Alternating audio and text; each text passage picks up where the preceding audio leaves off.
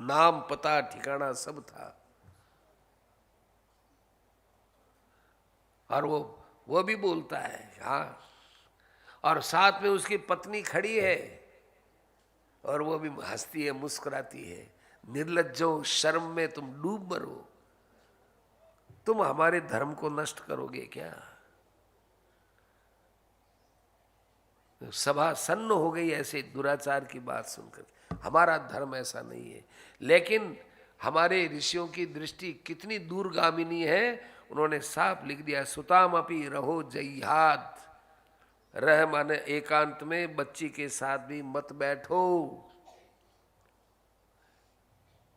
अन्यदा यावद अर्थकृत, और भी जगह ज्यादा हो तो व्यवहार जितना ही व्यवहार निभाओ, ज्यादा उनके साथ एकांत में मत रहो। एक कथा आती है, समय अपने ढंग से चलता है, चलने दीजिए। आज हमने आपसे कुछ छुट्टी भी ले रखी है, लेकिन एक उन्होंने लिख दिया, वेद व्यास जी ने लिख दिया, मात्रा स्वस्रा दुहित्रावा माहो, माँ का अर्थ है मासी, मासी, माँ हो, स्वस्रा बहन हो, और पुत्री हो, इनके साथ भी एक आसन पर नहीं बैठना चाहिए। यहाँ माँ का अर्थ मासी से है, एक साथ नहीं बैठना चाहिए। क्यों? बलवान इंद्रिय ग्रामो विद्वान सम अपि कर्षति, ये इंद्रियां बहुत बलवान हैं, ये बड़े बड़े विद्वानों को भी ठग लेती हैं, अपनी तरफ खींच लेती हैं। तो वेद व्यास जी का शिष्य था जैमिनी, उसने ये पढ़ा, उसने कहा कि गुरुजी ने ऐसा कैसे लिख दिया। तो पुराने जमाने में लिखे हुए को आज की तरह यूं काट पीटते नहीं थे, उसके ऊपर हल्दी फेर देते, हल्दी फेर देने से वो लिखा हुआ बांचा नहीं जाता था, तो हल्दी फेर दी, पढ़ा रहा। दूसरे दिन पुस्तक के अंदर हल्दी फेरे हुए श्लोक को देखा, गुरुजी ने, वेद व्यास जी ने अपने शिष्यों से पूछा कि भाई ये हल्दी किसने लगाई हमारे श्लोक पर। जैमिनी ने कहा महाराज मैंने लगाई। क्यों भाई हल्दी क्यों लगाई? कि महाराज मैं ऐसा लगा कि असंभव चीज है, जो कभी संभव ही नहीं है, वो आपके द्वारा लिखा हुआ है, कोई पढ़ेगा तो क्या कहेगा? हाँ हाँ हाँ बड़ा अच्छा है, ठीक है ठीक है। चुप हो गए वो वेद व्यास जी महाराज। थोड़े देर, अब गुरु जी वहाँ, उस समय गुरु चेले हरदम साथ में नहीं रहते थे, एक की कुटिया वहाँ, एक की कुटिया वहाँ। अध्ययन काल में तो मिलते, बाकी सब कुटिया में जाओ स्वाध्याय करो। एक बार जैमिनी जी कहीं गए तो रास्ते में रात हो गई, रात हो गई, बरसात होने लगी। तो एक स्त्री बोली रात को, भाई कोई मेरी रक्षा करो, मैं बहुत दूर से आई हूँ और बरसात बरस रही है, मैं रात्रि में कहाँ विश्राम करूँ, कोई जगह नहीं मिली है, कोई दयालु पुरुष हो तो बोलो। तो वहाँ जैमिनी ने आवाज़ सुनी, करे बेचारी कोई अबला चिल्ला रही है। जैमिनी ने कहा देखो जहाँ से मैं बोल रहा हूँ इस आवाज़ में तुम आती रहो, मेरी आवाज़ को सुन रही हो कि? हाँ सुन रही हो। तो इस आवाज़ के निशाने से आ जाओ। कभी कभी बिजली चमकती है, उस बिजली की चमक में देखना हो, आवाज़ को सुन के आवाज़ की तरफ बिजली आती हो तो देख लेना। ऐसे करते करते करते वो उनके पास पहुंच गई। एकदम नवयुवती थी, बड़ी स्वरूपवती थी, और उसको कहा कि देख भाई, हम रात्रि में हमारी कुटिया में तो तुमको नहीं रख सकते हैं, तो ये पास में उधर कुटिया है, वहां पर जाकर तुम रहो, कोई पुरुष नहीं है। और कोई पुरुष आए और खोलने के लिए कहे, तुम बिल्कुल मत खोलना। देखो, इस बात का अच्छे रूप में अर्थ लेना है। थोड़ी कथा के अंदर थोड़ी सी बातें तो ऐसी हैं, लेकिन ये अच्छाई के लिए है। अस्तु, तो उसको कहा उस कुटिया में जाकर तुम रहो। तो वो जाने लगी, बिजली चमकी, तो जैमिनी का थोड़ा हृदय का भाव था, वो भाव बदल गया। तो उसके मन में आया कि बड़ी सुंदर स्त्री है, रात्रि का समय है, एकांत है। माने उनके मन में कुछ विकार पैदा हो गया। अब वो अपने कुटिया में बैठ गए, विचार किया कि क्या करूं। करते करते वो खुद चले गए उसकी कुटिया पर जाके, अरे मैं हूं, मैं जिसने तुमको ये कुटिया दी है। वो, नहीं नहीं, मैं कुटिया नहीं खोलूंगी, मैं कुटिया नहीं खोलूंगी, आप ही ने तो मना किया है। अरे मैंने मना किया, मैं ही तो कह रहा हूं कि तुम खोलो। कि नहीं, मैं आपके उस आदेश को ही मानूंगी। तो उन्होंने क्या किया, कुटिया पर चढ़ करके, घास फूस की कुटियाएं होती थी, उस पर चढ़ कर उसको खोद करके रास्ता बना के उसमें कूदे। और कूद करके, और ज्यों ही उस स्त्री को देखा, प्रकाश करके देखा, तो वहां पर वेदव्यास जी महाराज विराजमान थे। और हल्दी लगाई हुई, हल्दी, चंदन नहीं, हल्दी लगाई हुई। क्यों जैमिनी जी, क्या हुआ?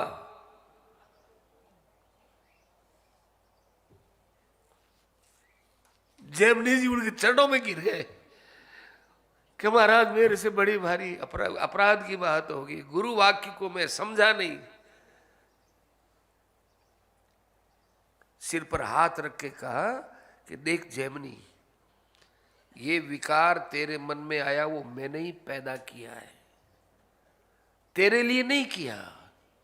मैंने सारे संसार को संदेश देने के लिए किया है कि भाई, कोई भी किसी प्रकार से ऐसे गुरु वाक्यों का अपराध न करे और उनके वाक्यों को गहराई से समझे। तुमने हल्दी फेर दी मेरी बात पर। जैमिनी ने कहा, महाराज, श्रद्धा से आपके वाक्य को स्वीकार करूंगा।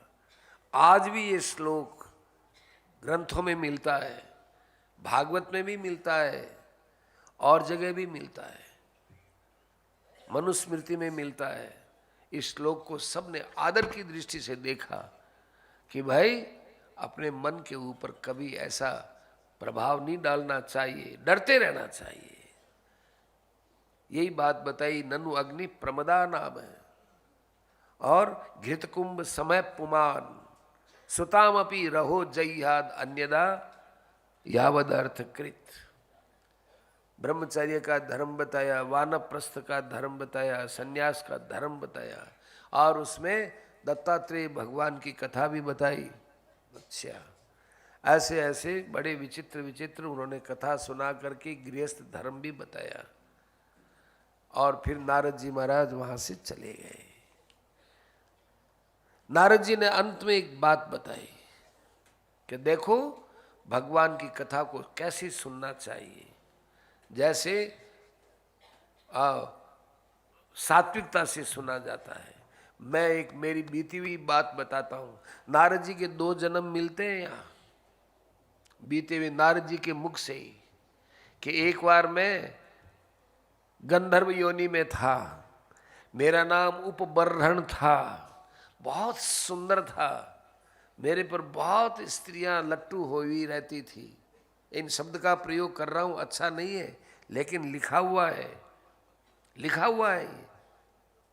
मेरा रूप, मेरा माधुर्य, मेरी सुगंधी, मेरे सब प्रकार सी चीजें, इन सब से मैं स्त्रियों का बड़ा प्रियतम बना हुआ था।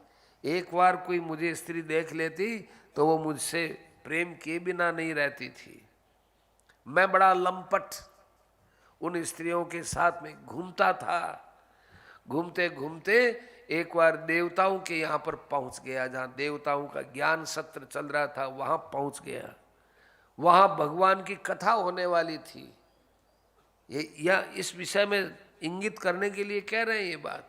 वहां भगवान की कोई कथा होने वाली थी। हरि गाथोप कथने, हरि गाथोप गायने, भगवान की वहाँ पर कथा वगैरह होने वाली।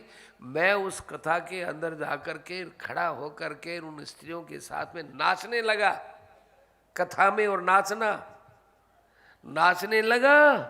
तब उन देवताओं ने सब ने मिल करके मुझे वहाँ से धक्का दे के निकाला कि भगवान की कथा जैसी पवित्र चीज़ के अंदर तुम ये रजोगुण मिलाते हो, निकलो यहाँ से। और इतना ही नहीं, मुझे शाप दिया कि जाओ तुम महान शूद्र योनि में जाकर, नीच योनि में जाकर तुम जन्म लोगे और तुम्हारी सारी ये हेकड़ाई नष्ट हो जाएगी, तुम्हारा रूप वगैरह सब नष्ट हो जाएगा। नष्टश्री कृत हेलन है। तो मैं दासी का बेटा बना। लेकिन आज मैं जो नारद बना हूँ वो संतों की कृपा से बना हूँ। संत महात्माओं के बीच में मैं रहा, संतों ने मुझे ज्ञान की बातें सुनाई, उनका ऊँटा उच्छिष्ट प्रसाद लिया, उसका ये फल है। उच्छिष्ट प्रसाद का ये मतलब नहीं ऊँटा जो आजकल लोग खाते हैं, ऐसे नहीं। ये कहने की भाषा होती है। संतों के मुख से निकले हुए वचनों को मैंने स्वीकार किया, ये विनम्रता की भाषा है। तो मैं ब्रह्मवादियों के बीच में रहा, उसका ये फल मिला कि आज मैं नारद बना हुआ हूँ। भगवान की कथा को प्रेम से सुनना चाहिए, श्रद्धा से सुनना चाहिए, परंतु इसमें रजोगुण मिला के नाचना, गाना, तबला, ढबला, ये सब किसी काम के नहीं होते। इससे वृत्तियाँ भगवान की कथा में नहीं जाती, बिखर जाती हैं। आजकल हम लोग तो एक धंधा और छेड़ दिए भाई, क्या फिल्मी तर्ज पर भजन बना करके और इसमें कथा में गाते हैं, तो लोगों की वृत्ति कहाँ जाएगी? फिल्मों पर जाएगी। बहुत सुंदर बात, फिल्मों पर वृत्ति जाएगी। अच्छा, इस फिल्म का ये ट्यून है, उसके ऊपर ये बनाया है, तो वो फिल्म के दृश्य पर जाएगी, फिल्म पर जाएगी। भागवत पर तो उसका मन उठ ही जाएगा। ये इतना बड़ा पाप हम लोग करते हैं। आप लोग आते हैं भगवान का भाव बनाने, हम लोग आपको वापस उन फिल्मों में ले जाते हैं। कितना बढ़िया आज के लिए उदाहरण दिया है यहाँ। फिर नारद जी महाराज वहाँ से चले गए भगवान से विदा लेकर के। ऐसी ये कथा है। अब आगे 8वां स्कंद है। 8वां स्कंद है जो ये धर्म का स्कंद है। बहुत प्रेम से आप लोग जो है इन कथा को सुनेंगे। आज चाहे कितना भी समय लगे, भगवान श्री कृष्ण का अवतार करना ही है। इसलिए आप भगवान के अवतार तक धैर्य रखेंगे। श्री कृष्ण गोविंद हरे मुरारे, हे नाथ नारायण वासुदेव। श्री कृष्ण गोविंद हरे मुरारे, हे नाथ नारायण वासुदेव। हे नाथ नारायण वासुदेव, हे नाथ नारायण वासुदेव। हे नाथ नारायण वासुदेव, हे नाथ नारायण वासुदेव। श्री कृष्ण गोविंद हरे मुरारे, हे नाथ नारायण वासुदेव। हे नाथ नारायण।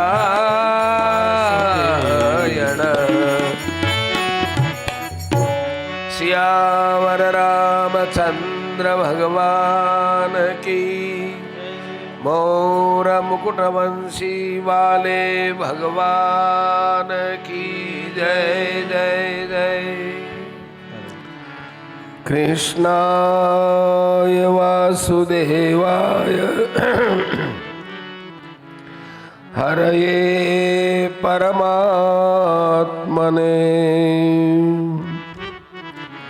प्रणतक्लेशनाशाय गोविन्दाय नमो नमः।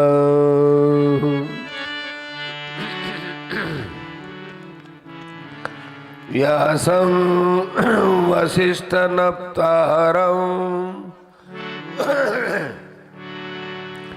शक्तेः पौत्रमकल्मषम् पराशरात्मजं वन्दे सुखतातं तपोनिधिम्।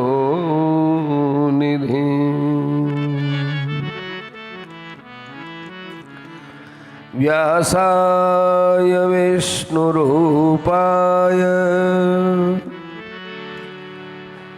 व्यासरूपाय विष्णवे नमो वै ब्रह्मनिधये वासिष्ठाय नमो नमः।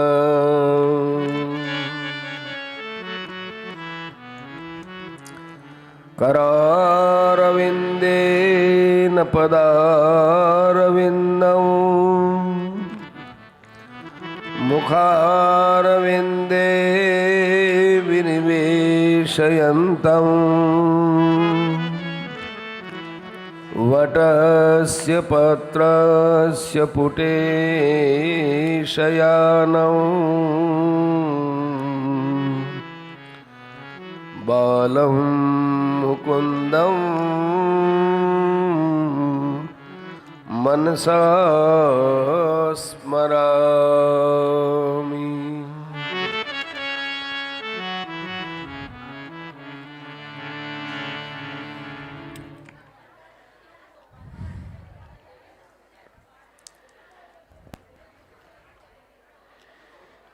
संसार में सबसे दुर्लभ सत्संग होता है और सत्संग में स्वतः ही हृदय ग्रंथियां खुलती हैं। युधिष्ठिर और नारद जी का अभी सत्संग हुआ पूरे 7वें स्कंद में। तो 7वें स्कंद में 15 अध्याय हैं। 15 अध्याय में 5-5 अध्याय के 3 प्रसंग हैं। 7वें अध्याय को ऊती स्कंद कहा जाता है। ऊती, ऊती माने बुनना। जैसे माताएं बहनें स्वेटर बुनती हैं, एक धागे को ऊपर लेती हैं, एक को यूं लेती हैं, एक बीच में से उसको निकालती हैं, ऐसे करके बुनना होता है। यहाँ किसका बुनना हुआ है? 3 प्रकार के मनुष्य हैं। एक तो साधारण मनुष्य होते हैं, एक भक्त होते हैं और एक असुर स्वभाव वाले होते हैं। तो प्रारंभ के 5 अध्याय हैं। उन 5 अध्यायों में असुरों की वासनाएं कैसी रहती है। वे तपस्या करेंगे, भगवान का भजन भी करेंगे, पर वासनाएं उनकी लौकिक रहेंगी, इसलिए सब कुछ कर करा के भी उनके बराबर मिटियामेट हो जाता है। वे ज्ञान की बात भी करेंगे तो बहुत ऊंचे दर्जे की बात करेंगे, लेकिन आचरण में उनके कुछ नहीं आएगा। और एक होती है भक्त वासना। प्रहलाद जी की वासना से भक्तों की वासनाओं का ज्ञान होता है। एक होती है सर्वसाधारण लौकिक वासना है, अपने काम से काम रखना, उसमें भी कैसे चलना चाहिए, कैसे रहना चाहिए, गृहस्थ में कैसे रखना चाहिए परिवार को। नारद जी ने उपदेश दिया था। पहली बात तो ये बताई थी कि गृहस्थियों को सदा सत्संग करते रहना चाहिए। क्यों? क्योंकि घर के काम काज में, उत्सवों में और कामों में लगते लगते मनुष्य मृत्यु को भूल जाता है। इसलिए रोज सत्संग करना चाहिए ताकि उसके दिमाग में ये बात बैठते बैठते बैठ ही जाए कि मरना तो पड़ेगा। परिवार को लेकर चलते हैं तो क्या पता अपने भी कब चलना हो जाए, कब परिवार का कोई सदस्य भी कभी चला जाए, तो फिर पहले से समझी हुई बात होती है तो क्लेश नहीं होता। कोई मर जाए तो कष्ट नहीं होता। दूसरी बात बढ़िया ये बताई कि परिवार में रहो तो दूसरे कहें वैसे हाँ में हाँ मिला दो। अनुमोदित निर्मम, माने कोई ममता रखे बिना, पक्षपात रखे बिना जैसा कह दिया वैसा मान लो। भाई, बंधु, बेटा, पोता, पूरे के पूरे तो नहीं, जो कायदे की बात होती है। चौथी बात बताए कि जो कुछ भाग्य में लिखा हुआ होता है और भाग्य में लिखा हुआ जो घटित हो जाए हमारे सामने, उसको बड़े बुद्धिमानी के साथ स्वीकार कर लेना चाहिए। वो ठीक है, भाग्य की बात है, संतोष रखते हुए उसे स्वीकार करना चाहिए। स्वीकार तो करना पड़ेगा, लेकिन ज्ञान पूर्वक स्वीकार कर लेते हैं तो हमारे उस प्रारब्ध में विपरीतता आती है, उसमें कोई उसमें कठिनता नहीं रहती। चौथी बात बताई कि अपने पास उतनी वस्तुएं रखो जितनी वस्तु से हमारा काम चलता हो। ज़्यादा वस्तु संग्रह करना गृहस्थ के लिए अच्छा नहीं है, क्योंकि काम तो आती नहीं, मोह उनमें बढ़ता है। महाराज श्री कहा करते थे, आपने भी खूब सुना है कि बहुत बढ़िया महंगे महंगे कपड़े ले लेते हैं, खरीद लेते हैं और फिर उसमें इतना मोह रहता है, पहना नहीं जाता और वो पड़े पड़े खराब हो जाते हैं। दूसरों को देने का मन नहीं होता, खुद पहन सकते नहीं और फिर उसमें जीव जंतु लगते हैं, कटते हैं, खराब हो जाते हैं, कोई काम नहीं आता और मुंह पड़ा रहता है। इसलिए अपने शरीर पर काम आए ऐसी वस्तु जिसका हम उपयोग बड़े तसल्ली से कर सकते हैं, आसानी से कर सकते हैं, ऐसे तो कपड़े रहने चाहिए, ऐसी वस्तु रहनी चाहिए। एक घर के अंदर जो जीव जंतु आदि रहते हैं उनको भी अपने घर का सदस्य मान करके चलो। आत्मन पुत्रवत पश्येत, यही अपने कुटुंबी लोग हैं ऐसा मान करके उनको मारो मत, उनको तकलीफ मत दो। एक सबसे ज्यादा घर परिवार में सबसे ज्यादा मोह स्त्री में होता है, तो अब उस स्त्री से मोह हटाना हो तो क्या करो कि सबकी सेवा में उसको लगाओ। सासू की सेवा करे, ससुर जी की सेवा करे, जेठानी की सेवा करे, सबकी सेवा में लगाओ। शादी हुए थोड़े दिन बाद अलग हो गए तो वो वहीं तक परिवार का घेरा रहता है। जब स्त्री सबकी सेवा में रहती है तब उस पर एकाधिकार का प्रश्न नहीं रहता।